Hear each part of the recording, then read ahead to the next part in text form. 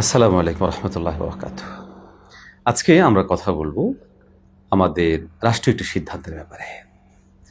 আমরা শুনতে পাচ্ছি আমাদের বিদ্যালয়গুলোতে আবারও গানের শিক্ষক নিয়োগ দেওয়ার ব্যাপারে একটা সিদ্ধান্ত গ্রহণ করা হচ্ছে।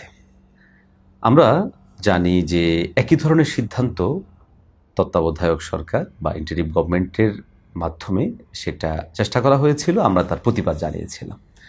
আমরা আসলে ঠিক বুঝে আসে না যে এই গানের শিক্ষক নিয়োগ দেওয়ার বিষয়টার জন্য সরকারের এত বেশি পরিমাণ বাধ্যবাধকতা ঠিক আসলে কোন জায়গা থেকে।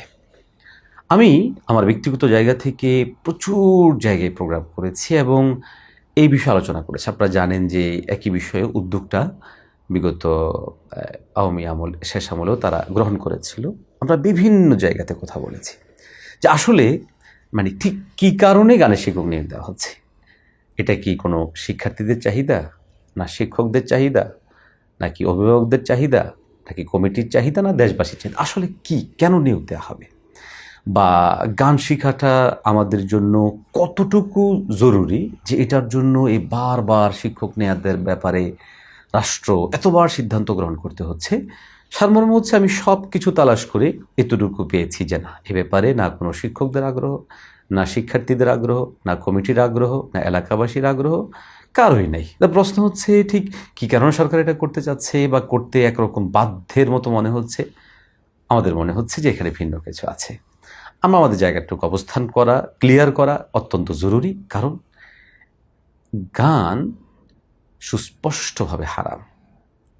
আমাদের দেশে যে সমস্ত গান বাজনা বাদ্য, এক কথায় আমাদের স্কুল কলেজ ইউনিভার্সিটির সাথে যে গানটা পরিচিত, সেই দৃষ্টিকোণ থেকে কোরআন সুন্নাহর আলোকে সুস্পষ্ট হারাম। কোনো আলেম, চাই সে যেই ঘরানার হোক, যেই পর্যায়ের হোক না কেন, কেউ এটাকে জায়েজ বা বৈধ বলবে না। সবচেয়ে ভয়ঙ্কর বিষয় হচ্ছে গান বাজনা বাদ্য, ঢোল তবলা, নাচা গাওয়া, এই সবগুলো বিভিন্ন ধর্মের মানুষ আবার এবাদতও বটে। তার মানে হচ্ছে আমাদের দেশে আমরা যারা মুসলিম, আমাদের ধর্মে যেটা অবৈধ, কোনো ধর্মে শুধু এটা বৈধ নয়, তাদের জন্য সেটা পুণ্যের কাজ।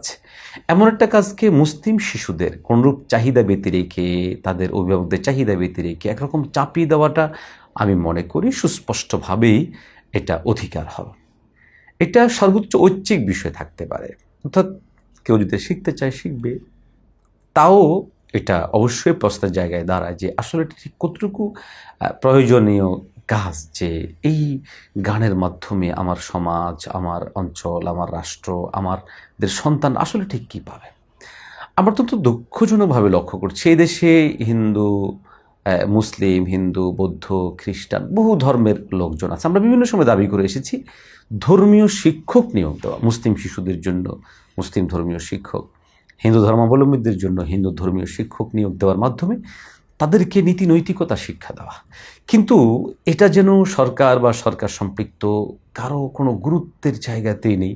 তারা বারবার করে গান বাজনা বাদ্য এটাকেই বারবার প্রতিষ্ঠিত করার চেষ্টা করছেন বা এটাকে করবে চেষ্টা করছেন। আমরা মনে করি সুস্পষ্ট হারাম, নাজায়েজ এবং অবৈধ, কোরআন এবং সুন্নাহের সুস্পষ্ট নুসুস দ্বারা অবৈধ একটা বিষয়কে এভাবে শুধু বৈধতা নয়, বরং রাষ্ট্রের অর্থ খরচ করে বাধ্যবাধকতার সাথে শিখাতে বাধ্য করে, এটা অত্যন্ত দুঃখজনক এবং এটা আমাদের জন্য অত্যন্ত পরিতাপের বিষয়।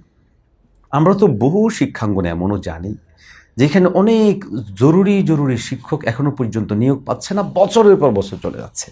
অথচ আমাদের সরকার কিনা উদ্যোগ নিচ্ছে সেখানে গানের শিক্ষক নিয়োগ দেওয়ার জন্য।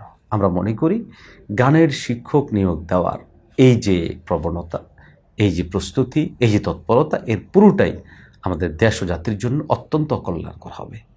আমি আমার জায়গা থেকে এটার তীব্র নিন্দা ও প্রতিবাদ জানাচ্ছি এবং আমরা এদেশের শিক্ষার্থীদের জন্য স্ব ধর্মের শিক্ষা দেওয়ার জন্য, নীতিনৈতিকতা শিক্ষার জন্য ধর্মীয় শিক্ষক নিয়োগের ব্যাপারে সুস্পষ্টভাবে দাবি জানাচ্ছি, আবেদন জানাচ্ছি। আমরা মনে করি গানের শিক্ষক নিয়োগ না দিয়ে আমাদের সন্তানদেরকে নিজ নিজ ধর্মীয় শিক্ষক নিয়োগ দেওয়ার মাধ্যমে তাদেরকে যদি নীতিনৈতিকভাবে শক্তিশালী হিসেবে গড়ে তোলা যেতে পারে, তাহলে তাদের মাধ্যমে দেশ এবং জাতি অনেক বেশি উপকৃত হবে।